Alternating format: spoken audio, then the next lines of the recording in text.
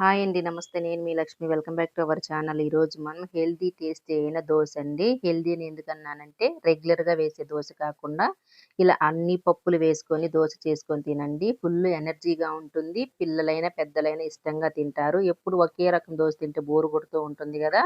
దీనికి కాంబినేషన్ వచ్చేసి మినపప్పు చట్నీ అండి. సూపర్‌గా ఉంటుంది. ఇప్పుడు ఇది ఎలా చేయాలో తయారీ విధానం చూద్దాం. ముందుగా నాదొక రిక్వెస్ట్ అండి. మన ఛానల్ ఫస్ట్ టైమ్ చూసేవారైనా, అలానే చూస్తున్నవారైనా ప్లీజ్ సబ్స్క్రైబ్ చేసుకొని పక్కనే ఉండే బెల్ ఐకాన్ క్లిక్ చేస్తే నేను పెట్టే వీడియోలు మిస్ అవ్వకుండా చూడడానికి. ఇప్పుడు మనం ఒక గుండాం తీసుకునేసి ఇందులోకి ఒక కప్పు పెసరపప్పు అండి. అలానే ఒక కప్పు పల్లీలు గూడా వేసుకునేసి, ఇదే కప్పుతో ఒక కప్పు శనగపప్పు వేసుకునేద్దాము. పెసరపప్పు, శనగపప్పు వేసుకున్న కప్పు వేరు. బియ్యం వేసుకుండే కప్పు వేరండి. మీకు చూపిస్తాను చూడండి. బియ్యం అనేది కొంచెం ఎక్కువ వేసుకోవాలి. ఇవొచ్చేసి రేషన్ బియ్యము. ఇలా రేషన్ బియ్యం వేసుకునేసి శుభ్రంగా 2, 3 సార్లు కడుక్కునేయాలి. ఒకవేళ మీకు రేషన్ బియ్యం లేకపోతే నార్మల్ బియ్యంతో అయినా కూడా చేసుకోవచ్చండి. ఇప్పుడు వీటిల్ని మొత్తం 2, 3 సార్లు కడుక్కునేసి నానబెట్టుకోవాలి. ఒకవేళ మీరు పొద్దున్నే లంచ్‌కి చేసేట్టుగా అయితే నైట్ నానబెట్టుకోండి. సాయంత్రంగా చేసుకునేట్టుగైతే మార్నింగ్ నానబెట్టుకోండి. నేను ఇది వచ్చేసి నైట్ నానబెడతా ఉన్నానండి పొద్దున్నే లంచ్‌కి. ఇప్పుడు ఇది కడుక్కున్నాం గదా! మూతేసేసి నైట్ నానబెట్టినాను. మరుసటి రోజండి ఇది. పొద్దున్నే 8 గంటలకు చూపిస్తా ఉండాను. వీటిల్ని మరీ ఒకసారి ఇట్లా బాగా కడుక్కునేసి నీళ్ళన్నీ వంపేయాలి. మనకి నైట్ అంతా నానిన దానివల్ల పప్పులు చూసారా ఎంత బాగా నానిపోయిందో. ఇలా నానితే టేస్టీగా ఉంటుంది. మనకి ఒదుగుదల గూడా అవుతుందండి. ఇప్పుడు మొత్తం నీళ్ళన్నీ వంచేసిన తర్వాత ఇప్పుడు వీటిల్ని మిక్సీ జార్‌లో వేసుకునేద్దాము. ఇంకా వీటిల్లో ఏ పప్పులైనా గూడా వేసుకోవచ్చండి. చానా బావుంటుంది. అన్ని ప్రోటీన్ ఉండే పప్పులే గదా! ఇప్పుడు ఇందులో కొద్దిగా నీళ్లు వేసుకునేసి దీన్ని మెత్తగా దోస పిండిలాగా చేసుకోవాలి.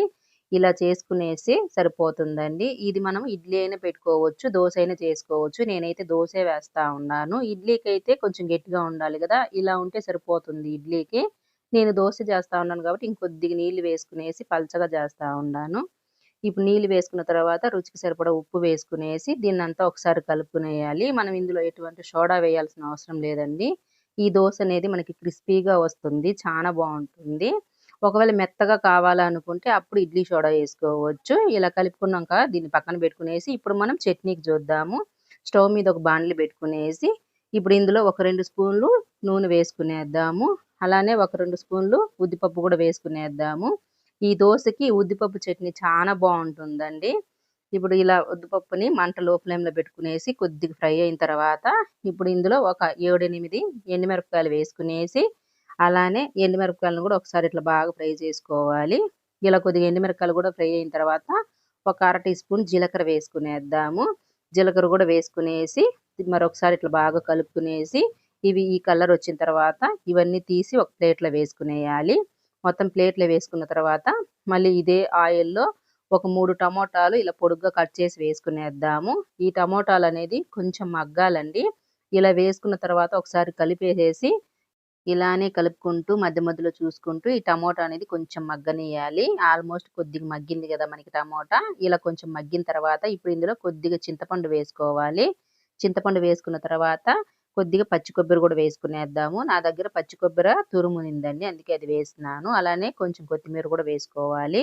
ఒకవేళ పచ్చి కొబ్బరి లేకపోతే ఎండు కొబ్బరి అయినా గూడా వేసుకోవచ్చు. ఇప్పుడు ఇవన్నీ వేసుకున్నాక ఒకసారి ఇలా కలుపుకునేస్తే మనకి టమోటా అనేది గూడా బాగా మగ్గిపోయింది గదా! ఇప్పుడు స్టవ్ ఆఫ్ చేసుకునేసి ఇది పూర్తిగా చల్లారేంత వరకు పక్కన పెట్టుకునేయాలి. ఇది పూర్తిగా చల్లారిన తర్వాత మనం ఒక మిక్సీ జార్ తీసుకునేసి, మనం ముందుగా ఏంచి పెట్టుకున్న ఎండుమిరపకాయలని, మినపప్పుని వేసుకునేద్దాము. ఇలా అన్నీ మిక్సీ జార్‌లో వేసుకున్నాం గదా! ఇప్పుడు దీన్ని పౌడర్ చేసుకునేద్దాము. ఇప్పుడు ఇలా పౌడర్ చేసుకున్న దాంట్లో మనం వేయించి పెట్టుకున్న టమోటా, కొబ్బరిని గూడా వేసుకునేద్దాము. పూర్తిగా చల్లారినంకనే వేసుకోవాలండి. అలానే కొద్దిగా ఉప్పు గూడా వేసుకునేసి దీన్ని నున్నగా చేసుకోవాలి. మధ్య మధ్యలో ఇలా చూసుకుంటూ కొద్దిగా నీళ్ళు అవసరమైతే గూడా నీళ్ళు వేసుకుంటూ ఇలా మెత్తగా చేసుకోవాలండి. నీళ్ళు ఎక్కువగా పట్టవు. ఒక్క చిటికైతే సరిపోతుంది. ఈ పచ్చట్లో నీళ్ళు ఎక్కువేస్తే బావుండదు. ఇప్పుడు దీన్నంతా ఒక బౌల్‌లో వేసుకునేసి, ఇలా ఒకసారి మొత్తం కలుపుకునేసి, దీనికి పోపు వేసుకునేద్దాము. ఇలా ఈ పోపునంతా చట్నీలో వేసుకునేద్దాము. ఒక స్పూన్ నూనె అయితే సరిపోతుందండి చట్నీకి, మనకి పోపుకి.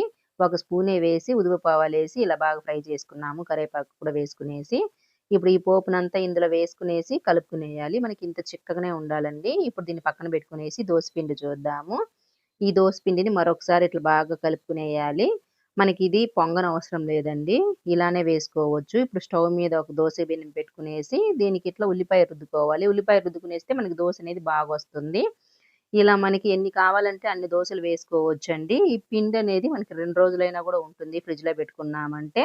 ఇప్పుడు ఇలా దోస వేసుకున్నాం గదా! పల్చగా రుద్దుకునేసి, దోస బాగా కొంచెం కాలిన తర్వాత పైన నూనె గాని, నెయ్యి గాని వేసుకోవచ్చు. నేను నూనె వేసిన స్కిప్ అనేది మిస్ అయిందండి.